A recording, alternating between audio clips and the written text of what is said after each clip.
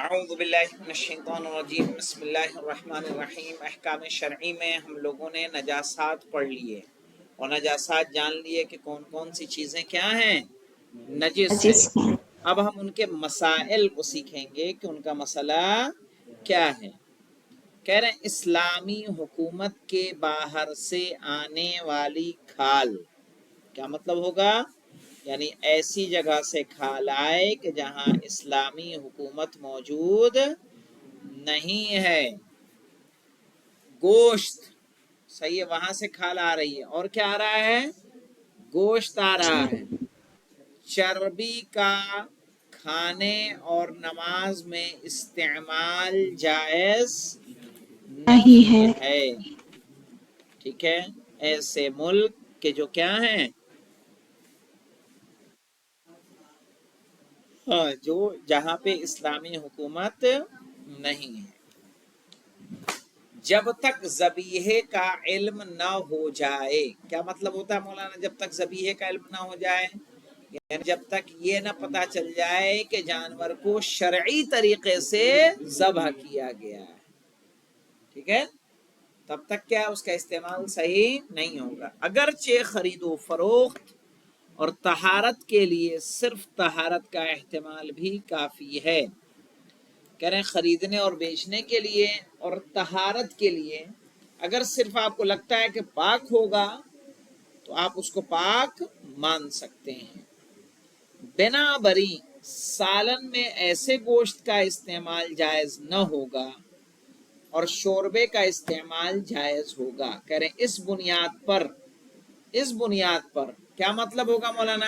اگر گوشت کسی غیر مسلم ممالک سے آیا ہے اور اس کے ذبیحہ ہونے کا ہمیں یقین نہیں ہے تو گوشت ہمارے لیے جائز ہوگا کہ ناجائز ہوگا؟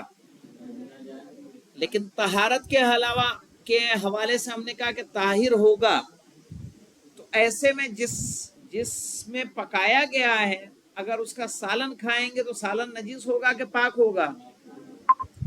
کہا سالن پاک ہوگا۔ بنابراین سالن میں ایسے گوشت کا استعمال، اچھا یہاں پہ ہے مولانا پاک نہیں، بنابراین سالن میں ایسے گوشت کا استعمال جائز نہ ہوگا، صحیح ہے جی کہ اس میں نجس چیز پڑی ہوئی ہے اور اس کا سالن بھی ہاں، نجس ہو گیا۔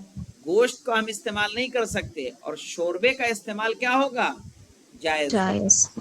مثلا جو گوشت اس طرح سے پکایا گیا جس کے ہمیں طہارت کا یقین نہیں ہے، ذبیحے کا یقین نہیں ہے، غیر مسلم ممالک سے آیا ہے، تو جب پکا دیا گیا تو گوشت نہیں کھا سکتے لیکن سالن کھا سکتے ہیں، اس لیے کہ گوشت کی نجاست ثابت نہیں ہے۔ سمجھ رہے مولانا؟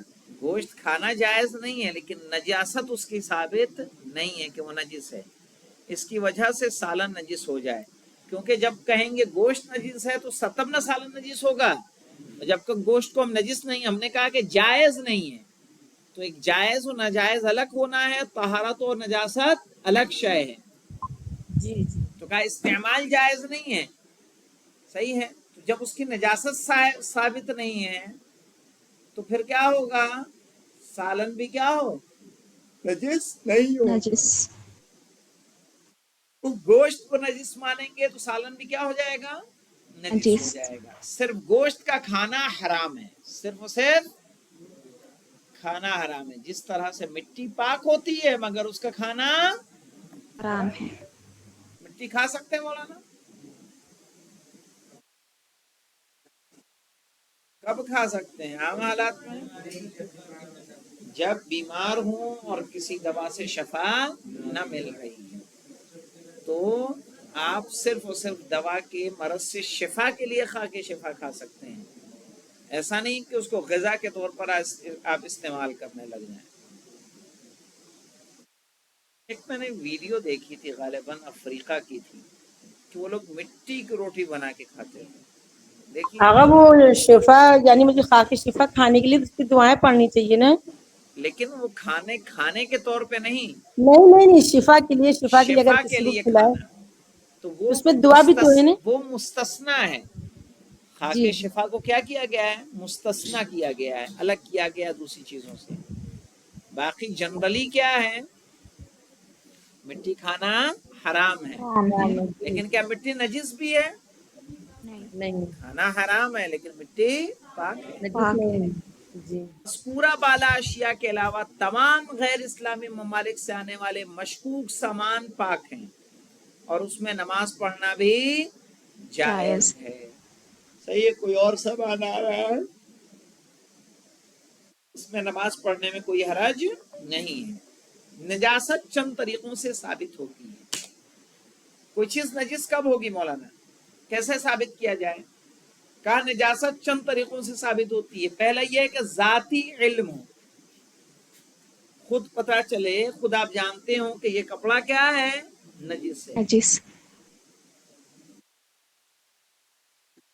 آپ کی نگاہوں کے سامنے کتے نے پیشاب کیا اس پہ، جبہ ٹنگا ہے میرا، صحیح، باہر ہم نے ٹانگ دیا، کتا آیا پیشاب کر کے چلا گیا، پیشاب کرتے ہوئے ہم نے دیکھا، تو ہمارا جبہ پاک رہے گا کہ نجس ہو جائے گا؟ جی سوری، تو پہلا کا ذاتی علم ہو، ذاتی علم یعنی خود ہمیں معلوم ہو۔ دو یعنی مطلب ہم نے عادل دیکھ لیا، گواہی دیں۔ عادل کون ہے؟ عادل نام نہیں بیٹا کسی کا، صحیح ہے نا، کہ ایک دو یہ عادل لوگ، ہے، یعنی دو ایک لوگ، مبارک پور کا عادل ہے، ایک دورائی کا عادل ہے، نہیں، دو عادل۔ عادل دو کس کو لوگ، بولتے ہیں شریعت میں؟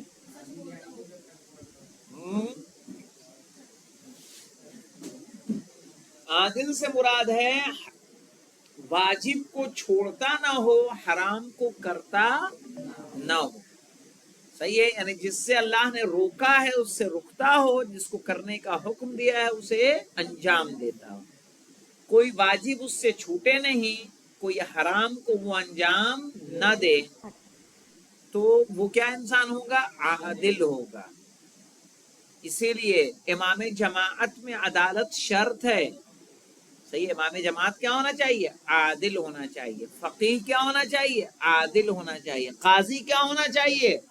عادل ہونا چاہیے۔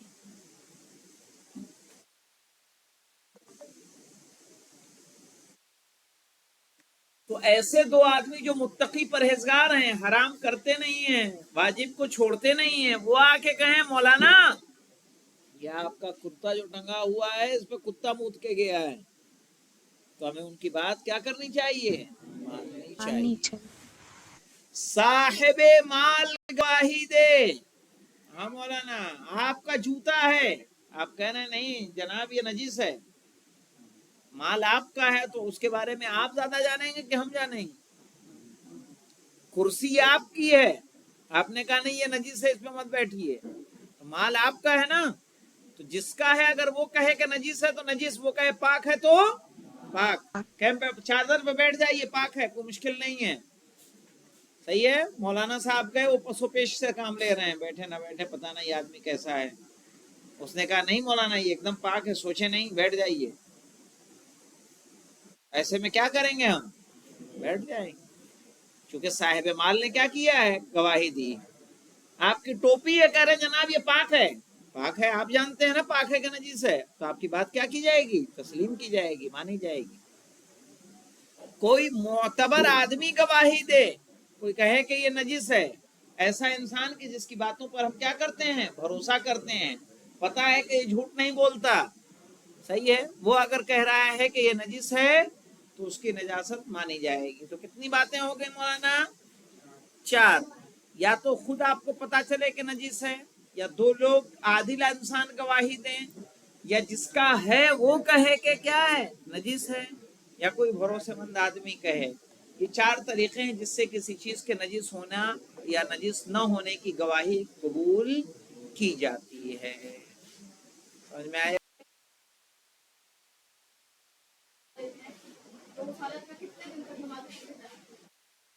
نہیں، نماز تو پڑھنا ہے، لیکن اس کا ایک اثر ہوتا ہے کسی بھی کا، جب ہم نجس غذا کھاتے ہیں، نجس غذا کھانا آپ کی روحانیت پر اثر ڈالتا ہے، صحیح ہے، بالکل۔ اب اس کو ایک مثال کے ذریعے سمجھا دیں جو ایک عالم دین نے سمجھائی تھی۔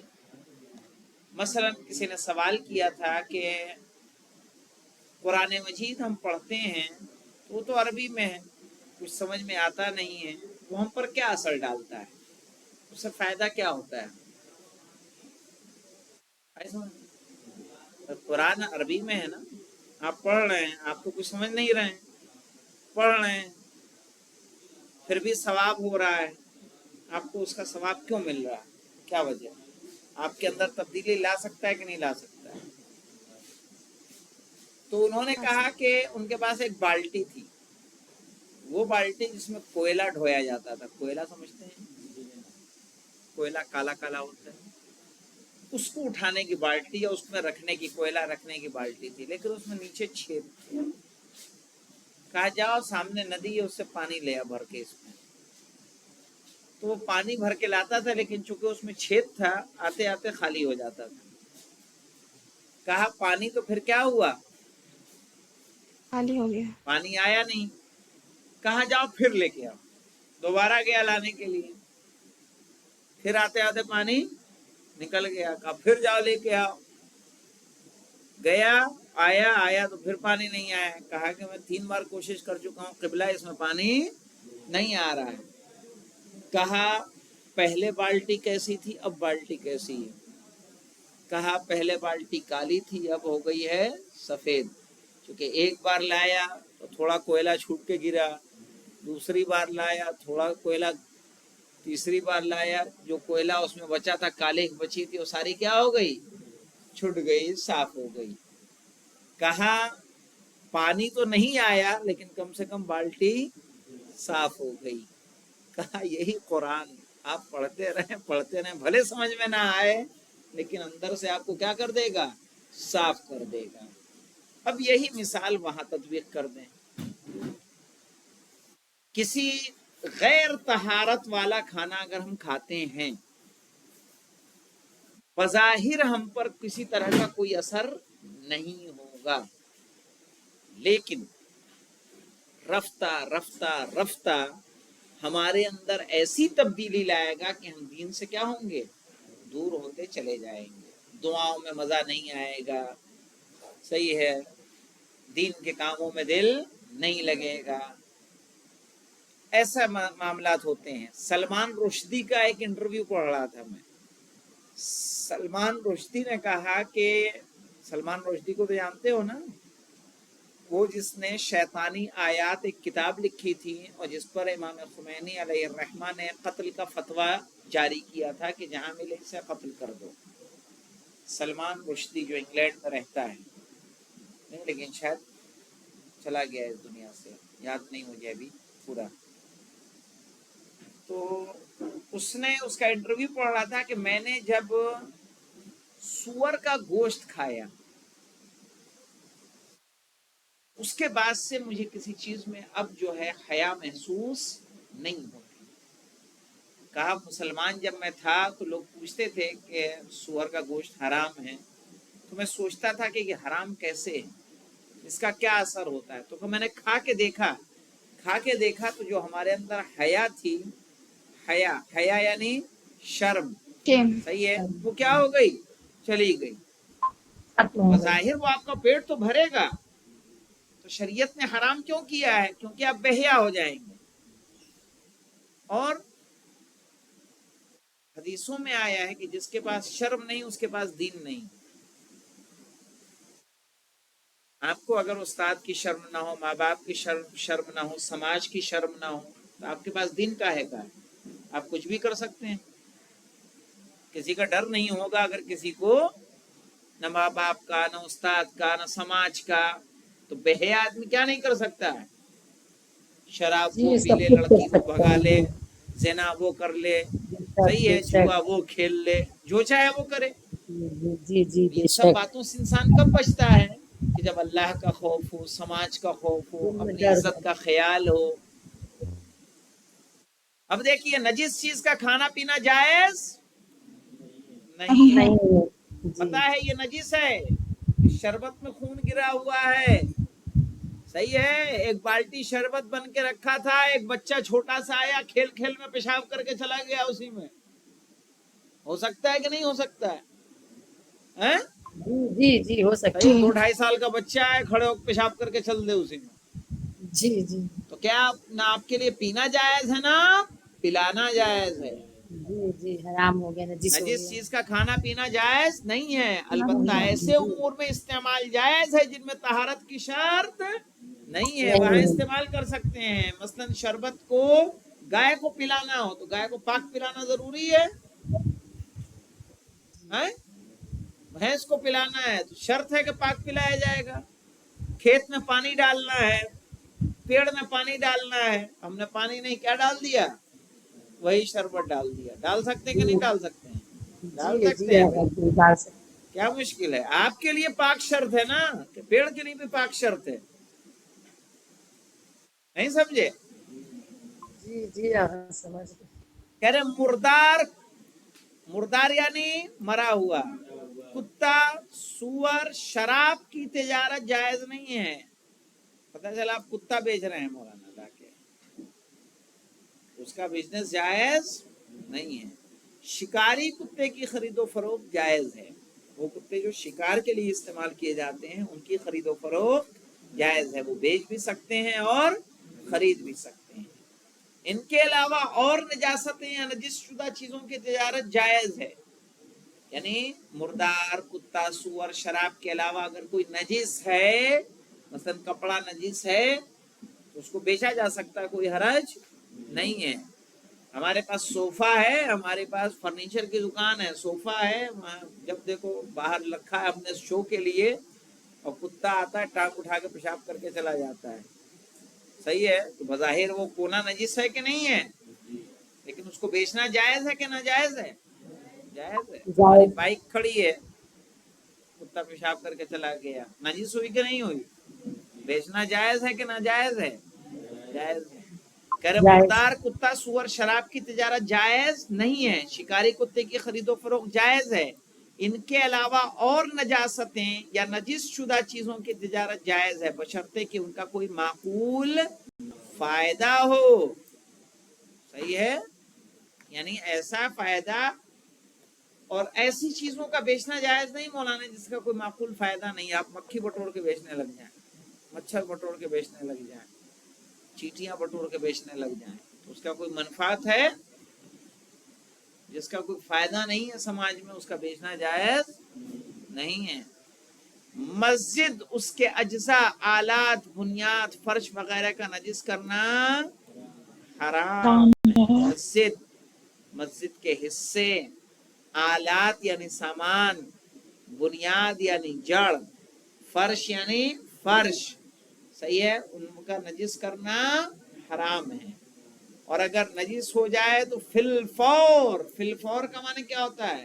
فوراً، ابھی فوراً پاک کرنا واجب ہے۔ واجب مسیحی کی طرح قرآن مجید، مشاہد مقدسہ یعنی ائمہ کے روضے، خاک قبر امام حسین یعنی خاک شفا، اور رسول اکرم صلی اللہ علیہ وآلہ وسلم و ائمہ طاہرین کا نجس کرنا بھی جائز نہیں ہے، یعنی رسول کا حرم ہو، رسول کی قبر ہو، ائمہ کا حرم ہو، ائمہ کی قبر ہو، ان کو نجس کرنا جائز نہیں ہے۔ اب اس کے بعد نجاستوں مولانا کے بعد جی، آپ نے کہا کتا رکھنا جائز نہیں، لیکن جو پولیس والے ہوتے ہیں وہ رکھتے ہیں نا ساری ہوتے ہیں ٹرینڈ۔